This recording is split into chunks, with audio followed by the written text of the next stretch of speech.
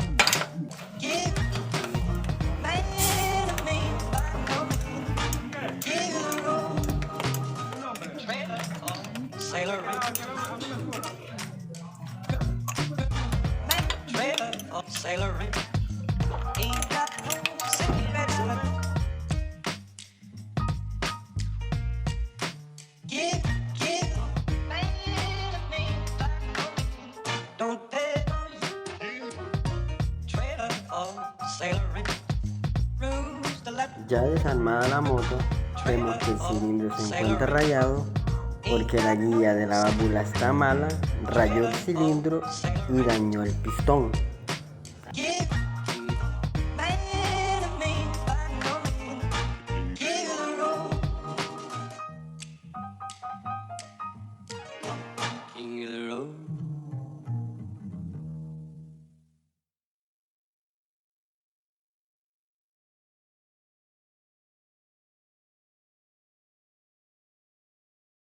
Verificamos si la biela se encuentra en perfecto estado para cambiar solamente el cilindro y las guías de válvula y sellos.